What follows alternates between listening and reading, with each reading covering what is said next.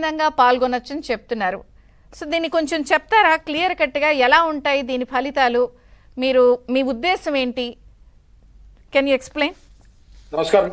నమస్కారం మేడం గారు, మీకు పుల్లారావు గారికి, హరిచంద్ర ప్రసాద్ గారికి, ప్రేక్షకులందరూ కూడా నమస్కారం. ఒక రాజకీయ నాయకుడు అని అంటే జనరల్ గా సొసైటీలో లేకపోతే కొంతమంది ఉద్దేశంలో రాజకీయ నాయకుడు అంటే ఏదో ఎత్తుగడలేయటం, కొత్తగా కుట్రలు చేయటం, అవతల వారిని ఇబ్బంది పెట్టడం, రాజకీయాలకు అర్థం మార్చేసి అట్లా చెప్తా ఉన్నాను. నిజమైనటువంటి రాజకీయ నాయకుడు ఎవరైనా సరే ప్రజల శ్రేయస్సు కోసం నిరంతరం ఆలోచించేటువంటి వ్యక్తి రాజకీయ నాయకుడు.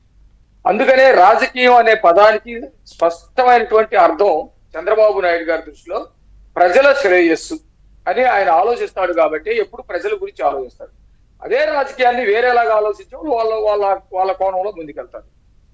ఇప్పుడు ఉన్నటువంటి పరిస్థితులు మొత్తాన్ని కూడా ఎప్పటికప్పుడు ఏ రంగాన్ని తీసుకున్నా ఒక్కొక్క రంగంలో ఉన్నటువంటి వాళ్ళు, పుల్లారావు గారు ఒక రంగంలో ఉంటారు, హరిచంద్ర ప్రసాద్ గారు వ్యాపార రంగంలో ఉంటారు, ఇంకొక రంగంలో ఉంటారు, ఒకళ్ళు సోషల్ రంగంలో ఉంటారు. ఇట్లాగా ఇప్పుడు ఉన్నటువంటి ఆ రంగంలో ఇప్పుడు ఉన్నటువంటి పరిస్థితుల్ని పూర్తిగా అధ్యయనం చేసి భవిష్యత్తుని అంచనా వేసి ఆ భవిష్యత్తులో ఒక గొప్ప సృష్టిని చేయగలిగినటువంటి వాడు నిజమైనటువంటి మేధావి.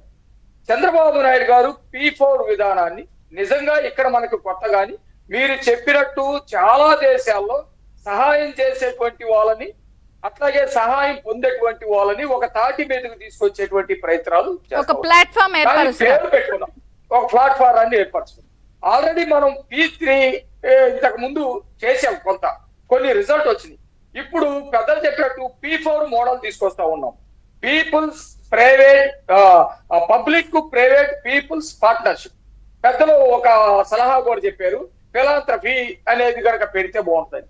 కానీ పెద్దలు చంద్రబాబు నాయుడు గారు కానీ మిగతా వాళ్ళు కానీ మీరు చెప్పేటువంటి పదానికి విస్తృతమైనటువంటి అర్థం వస్తుంది, ఖచ్చితంగా దాన్ని కూడా పరిగణలోకి తీసుకుంటాము.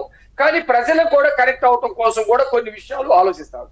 ఎట్లా ఆలోచిస్తారు అంటే మన కోణం నుంచి మనం ఏం ఆలోచిస్తాం, ఎవరైతే పేదవాళ్ళు ఉన్నారో, ఎవరైతే సహాయం కోసం అర్థించేటువంటి వాళ్ళు, సహాయం కోసం ఎదురు చూసేటువంటి వాళ్ళు ఉన్నారో వాళ్ళని బంగారు కుటుంబం అంటున్నాం.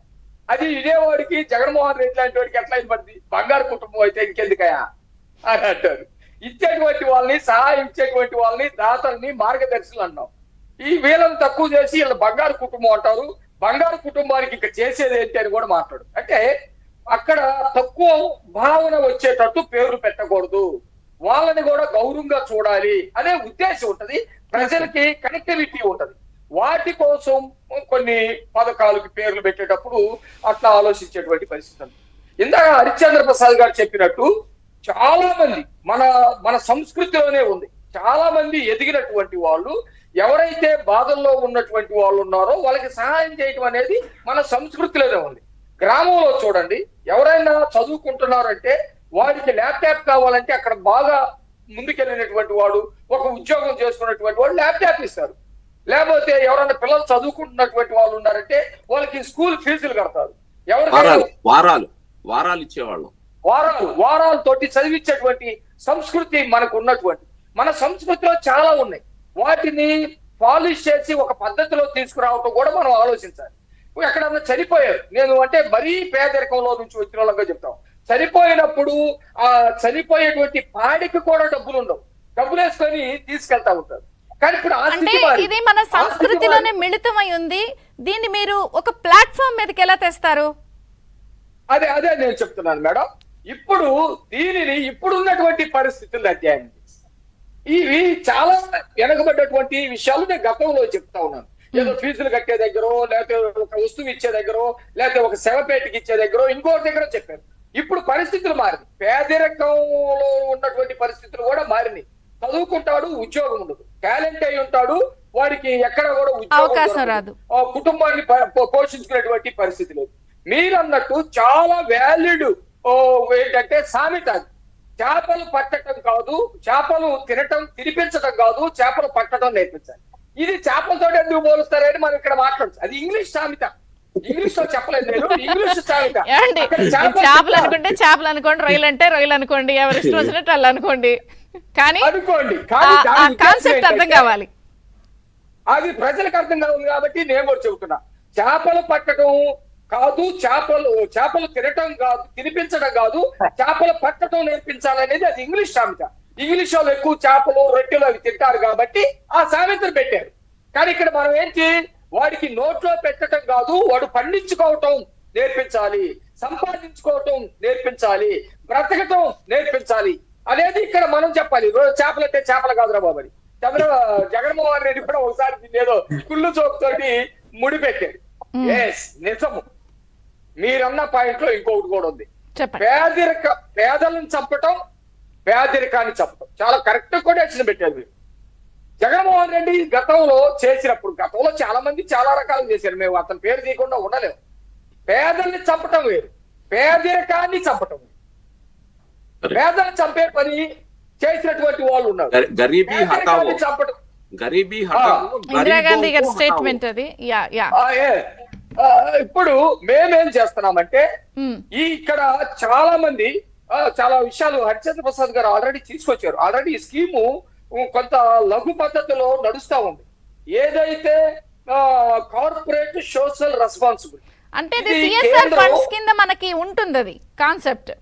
సిఎస్ఆర్ ఫండ్స్ అంటే అది మేడం, సిఎస్ఆర్ ఫండ్స్ అంటేనే దానికి అబ్రివేషన్ కి మీనింగ్ కార్పొరేట్ సోషల్ రెస్పాన్సిబిలిటీ. ఎవరైతే లలితా జ్యువెలరీ ఉందో, లేకపోతే చందన బ్రదర్స్ ఉందో, లేకపోతే రిలయన్స్ ఉందో, లేకపోతే ఇంకొక కంపెనీ ఉందో, టాటా ఉందో, బిర్లా ఉందో, వీళ్ళందరూ కూడా వాళ్ళ సోషల్ రెస్పాన్సిబిలిటీ కింద ఒక 2%, 5% కేంద్ర ప్రభుత్వం ద్వారా త్రూ ఛానల్ కేంద్ర ప్రభుత్వం ద్వారా లేదా ప్రభుత్వాల ద్వారా పేదలకు అందే విధంగా చేయటం అనేది ఆల్రెడీ ఉంది. దీన్ని మన ఆంధ్రప్రదేశ్ లో ఇంకొక కొత్త విధానం తోటి ప్రజలను కూడా భాగస్వాములు చేసి పబ్లిక్ ని, ప్రైవేట్ వ్యక్తుల్ని, పీపుల్స్ ఇక్కడ పబ్లిక్ అంటే కూడా ఒక అర్థం వస్తుంది. ఇక్కడ పీపుల్స్ అంటే నిజమైనటువంటి లబ్ధిదారులు, ఎవరైతే అర్హులు ఉన్నారో, ఎవరైతే పేదలు ఉన్నారో, సహాయం అందక ఉన్నారో వీళ్ళకి అందే విధంగా ఒక ప్లాట్ఫారాన్ని తయారు చేయాలి.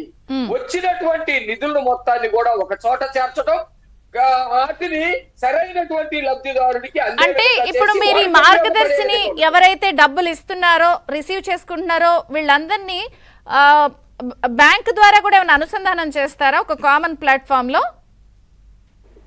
దీనికి చాలా రెస్పాన్సిబిలిటీగా ఉంటుంది మేడం. ఒక పథకాన్ని తీసుకొస్తాం, ఆ పథకంలో ఇచ్చే వాళ్ళకి సంబంధించినటువంటి వివరాలు బ్యాంకులోకి వెళ్ళటం, బ్యాంకు ఇంట్రెస్ట్, బ్యాంకు ద్వారా నుంచే లబ్ధిదారుడికి వచ్చేటట్టు చేయటం, లబ్ధిదారుడికి కూడా ఇందాక అన్నట్టు ఏదైతే మనం ముద్ద పెట్టడం కాకుండా ముద్ద సృష్టించుకోవటం వాడు చేసే విధంగా దానిని గతంలో పథకాలకి ఇది భిన్నంగా ఉంటది.